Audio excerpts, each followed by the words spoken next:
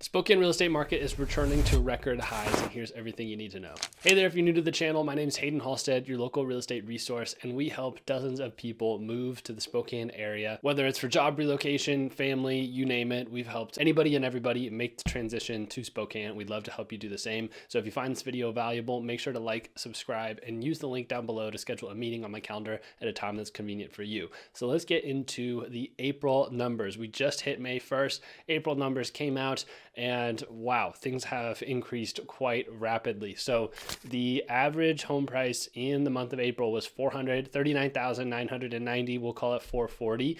And we are really starting to return to some record highs of 2022. So April of 2022 was 441,285. So we're only off of about $1,300 from April of 2022 when prices skyrocketed in May and hit an all-time high of 460. So we are not too far off from that number at all. And based on what I'm seeing in the market, multiple offer situations, things selling quickly, this could happen again this year. But the big difference being that back then interest rates were increasing, were on the way up and had hit about 5.5%. And right now we are at 7.5% with the idea that we're supposed to be going down. So the big concern was affordability 2 years ago, 1.5 years ago. But now really this conversation is even greater with the interest rates being 2% higher and the prices being about the same as they were at a peak high. So why are home prices going up even though interest rates are still super high? Well, let's check out the amount of activity that's been going on in the market.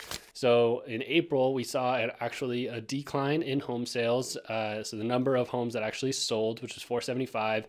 Now this number might increase a little bit because I am recording this on the morning of May 1st. Some people forget if something sold in that last week of April.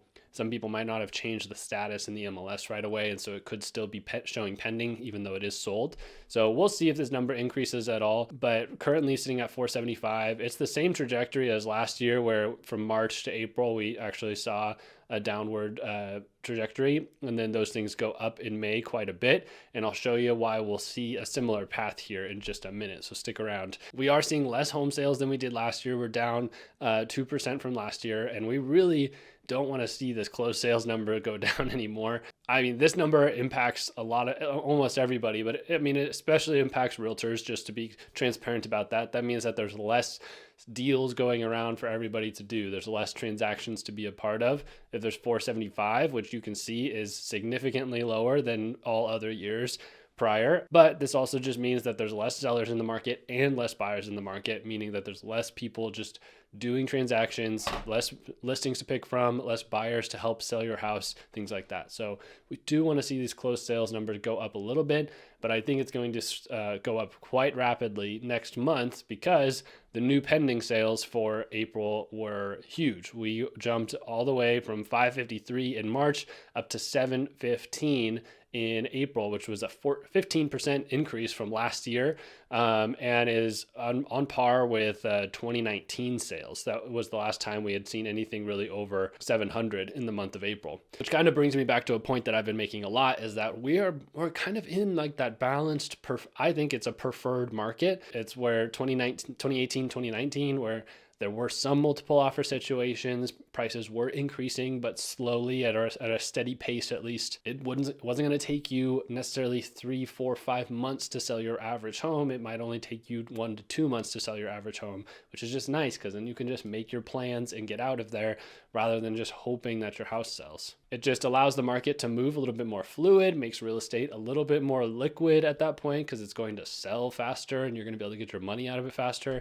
So to me, it's the preferred market. If there were way less buyers in the market and a lot more inventory in the market, that's when things start to feel really painful for a lot of people. And now we did see an increase in active inventory. It is up over 1,000. We're at 1,041 homes sitting on the market right now. And so that's a 25% increase from last year. And now if that was just the headline, that 25% increase of homes sitting on the market, like I could see that being a news article, you would think that that'd be a big issue. But we can see that pending listings are also significantly up, and the month's supply of inventory, which is really what tells us how quickly or slowly the market is moving, is up from last year, but we're still in a range that is considered a seller's market, And two, I mean, kind of a nicer spot to be in, because when you have 2 months of inventory, like I was saying earlier, it's where buyers can find properties and submit lower offers. I have multiple properties under contract for under the list price with seller concessions. I mean, I have one that was only on the market for 10 days and we got it for 9% off the asking price. So there are motivated sellers out there that want to put a deal together. And this month's supply of inventory just kind of really shows us what the health of the market is, and which I would consider one of the more ideal places to be in our market. Now we're going to look at two things: the median days on market and the percent of list price that sellers are getting with their offers, because this is going to be helpful for both buyers and sellers. So the median days on market right now for our area is 7. And so if you're a seller in that median price point, you should expect to have an offer within a week, which is crazy. That's still so fast in the history of real estate. And so you as a seller know that if you are not identifying a buyer within 7 days in kind of the median price points in Spokane, then there's likely something wrong with your listing. You're either overpriced, you need to take better photos, better marketing, things like that. It's not getting pushed out to enough people. There's probably something that needs to be adjusted in your listing if you are within that median price point. If your house is over $1 million, then definitely it's going to sit a lot longer than 7 days. And we can actually see that by doing a price breakdown. The average days on market for $1 million plus is about 18 days on market. And then there's actually in that middle price point, 5 to 600, it's a little bit longer, 10 days, 4 to 500, 6. And then below 300 is 5 days on the market. So now if you're a buyer looking at days on the market, if a home is sitting more than 7 days, you can now ask yourself, okay, that person is a little bit above the average. I might give it one more week, 14 days, to get away from that median days on market a little bit more. And now I might be able to offer them a little bit lower than the asking price, negotiate with them a little bit more. If I need closing costs covered, that's the house I should be going for, is the one that's been on the market for 7+ days. Now looking at percent of list price received, this is helpful to know as a seller to set your expectations appropriately.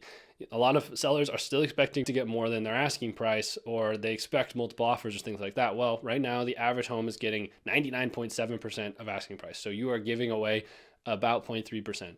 On average. So you're going to give away some seller concessions. You're going to come down in price a little bit. So don't expect to have necessarily a huge amount of offers over the asking price. There will be some, definitely. And if you price competitively below the market value, then definitely you should expect to have offers above the asking price. But as a buyer, know that the average seller is getting 99.7% of the asking price, and to go in and lowball 5-10% off the asking price is definitely out of the norm. And so you would need to be looking at those homes, again, that have been on the market 2, 4, 6, 8 weeks in order to expect any sort of response and not just be laughed at. So in the month of April, we had 1,043 new listings come on the market, which was a 23% increase. Again, that could sound like a scary statistic, but coming from where we've been, it's kind of a welcomed amount of inventory. If it kept increasing at this rate throughout the entire year and deals started, and like the pending listings started going down, that's when we would see the market really becoming slowing down. From what I've seen being in the market every single day, getting 5 buyers under contract within the last 7 days, we are seeing a lot of activity out there. And so it is welcomed.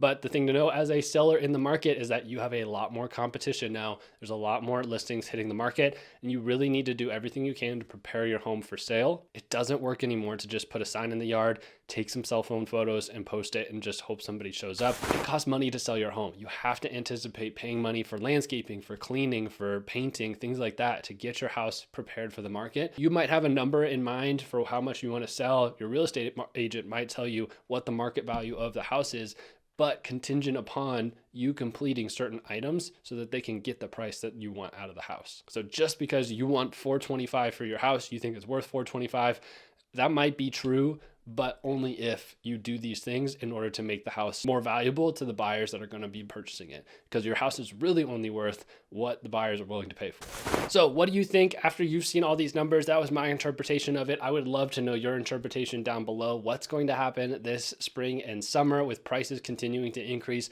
Leave your comments. I would love to have a conversation down there. And again, my name's Haydn Halsted, your real estate resource here in Spokane, Washington, helping people buy, sell, and invest every single day here in the area. And I would love to help you too. Reach out to me at any time, call, text, email. It's down below in the description, or you can schedule a meeting directly on my calendar with the link down below. Thanks so much for watching, and I'll see you in the next video.